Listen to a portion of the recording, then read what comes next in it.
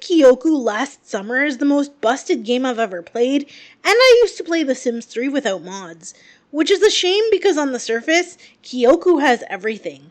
Gorgeous art, peaceful music, an engaging but simple story, and a gameplay loop that reaches for the cozy gamers who love relaxed creature collectors, collectathons, and fetch quests. And despite all the glitches, I did like a lot of things about it. Honestly, I thought this could have been one of my favorites of the year, even though I played the first version of the demo in October of last year, and it was kind of janky even back then. Still, I saw the potential, and I loved what I saw, even though it was unpolished and clearly not ready to launch. It had such an earnest heart, and it's the dev team's first game, so I have a bit of a soft spot for it. That soft spot carried me through almost 6 hours of buggy, glitch-filled gameplay and a countless amount of restarts to try and get it to work.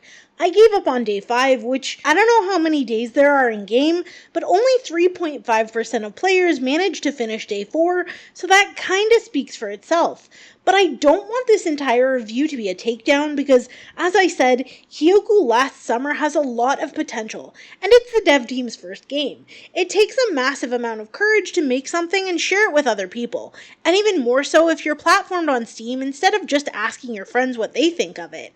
It's also incredibly easy to criticize things we don't like, because tearing something down as a detached third party is easier than building it up as an imperfect creator who loves their work so much they end up putting part of themselves into the project. So let's talk about everything Kioku last summer has to offer, the good, the bad, and everything in between. Hi friends, hope you're whelmed. In addition to being the most busted game I have in my Steam library, Kioku the last summer is also the most nostalgic. You play as Asti, a young city girl who's moved to the idyllic island of Kioku with her single father, just in time for summer break. As soon as your feet touch the ground, your dad encourages you to head to school, wherein you'll be in class for 5 seconds, meeting your future best friends and your future nemesis. In fairness, you did kind of rat him out for playing with tech at his desk, but as you go through the game's storyline, it becomes very clear that Asti is a terrible liar.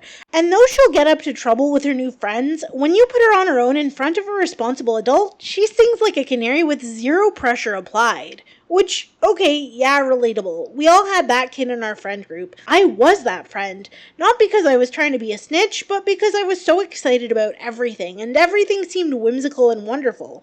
And that's exactly the magic that Kioku manages to capture despite its flaws. That last summer between feeling young and old, being a carefree kid, and a stressed out teenager. Even though the game gives you quests, there's no inherent time crunch to complete any of them, so you can spend your days fishing for crabs, hunting for stickers, exploring Kioku, or playing Marubi. Marubi is kinda like Pokemon, but with cards and marbles instead of a screen stuck in front of your face. Though if you went to school with a binder full of Pokemon or Digimon cards in your backpack, I imagine this will strike a chord with your inner child. Basically, it's a 3 versus 3 situation. You'll pick 3 Marubi cards, each of which have their own monsters with different attack power and health stats, then use the corresponding marbles to battle your opponents. You're going to be trying your best to hit the NPC's marbles and hope they run out of stamina and break before your marbles do. It's surprisingly fun and doesn't require any strategic thinking, and if the game worked properly, this is one of the features I'd say little gamers might love. It gives you a sense of winning something, and you can challenge the other kids in town to a Marubi match as many times as you want. You can find new Marubi around town through fishing or as a sort of reward once you finish a quest. It's also really fun to find stickers, although it took me multiple in-game days to realize you can actually decorate various buildings in town with them. Overall, it's clear a lot of heart and soul was poured into making this game unique. Its quests make it stand out in an oversaturated genre because while mechanics may be similar, you're at least doing something different each day, whether you're trespassing on the local farm to steal apples or solving the mystery of who poured fish innards on the local rich kid. But it doesn't work the way it should about 85% of the time once you pass day 2, so the fun, relaxed vibe is replaced by frustration and eye-rolling soon enough. Not that those first 2 days were perfect, the glitches were there, just something I chose to ignore. Characters weren't where they should have been, necessary dialogue didn't work, there were just a bunch of little problems that a restart usually fixed. But on day 3, it felt like I was soft-locked from making any significant progress every 5 minutes. On day 3, Asti is supposed to open a window at the library so she and her new group of friends can sneak into the school after hours and retrieve her friend Beau's digital pet. Beau is the kid she accidentally snitched on at the beginning of the game, and he challenges Asti to a game of Marubi to see whether you'll be lookout or helping him sneak into the school. Not that it matters whether you win or lose, because Asti will be going into the school as Beau's backup anyway. All of that should have happened seamlessly, but during the day, after opening the library window, I was trapped in the schoolhouse with Beau crouched down in broad daylight, but no digipet to steal.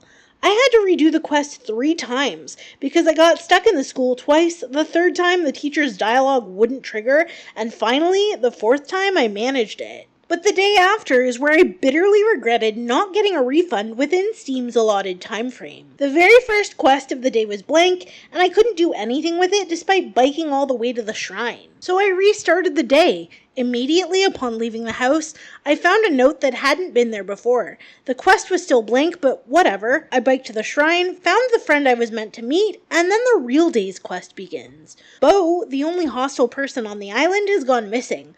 Finding him took me almost 2 real-life hours because I'm nothing if not relentlessly stubborn, and despite having to restart every time I notice missing characters, dialogue not triggering, or improperly triggering another part of the quest, characters either disappearing or stuck somewhere they shouldn't be, and finally getting so frustrated that I just smacked this bell repeatedly only to be greeted with this monstrosity, I finally finished the quest. At some point though, as I was zooming around on my bike trying to finish this quest in exactly the right order and hoping every character would be where I needed them to be so I wouldn't be soft locked again, I realized, what am I even doing? Yes, the game is gorgeous. Yes, the gameplay is fun if it works.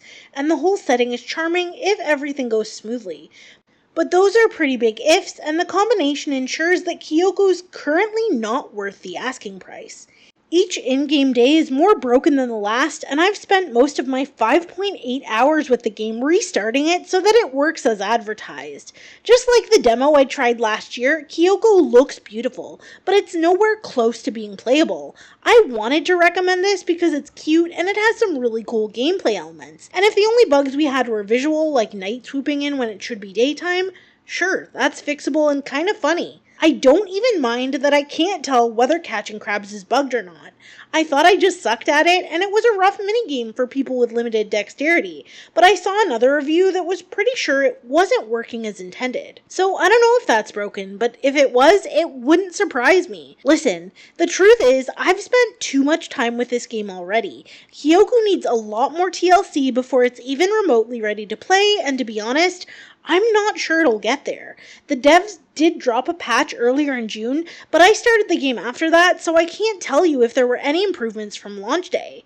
Remembering how many issues I had with the demo and then looking at the full release, I'm surprised they didn't delay it to work on some very clear issues. I really hope I can come back to this one day and play a game that's worth the money and time I spent on it, because I did enjoy so much about it. But right now, it's not in good shape, and I can't recommend it based on unrealized potential and unmet expectations. I know it's supposed to release on the Switch at some point, but after seeing its PC performance, I'd honestly wait until they fix their game, or just avoid this one altogether, because I can't imagine the headache a Switch port will cause players. If you made it this far, thanks so much. Sorry today's video was kind of a downer, but in the comments let me know. Have you tried Kioku last summer? If you have any game recommendations that will erase the disappointment of this one, I'd love to hear them. If you haven't already, consider subscribing, leaving a like, and tapping the bell icon to see videos that hopefully aren't as much of a bummer as this one. I hope you're enjoying your summer, and I'll see you next time!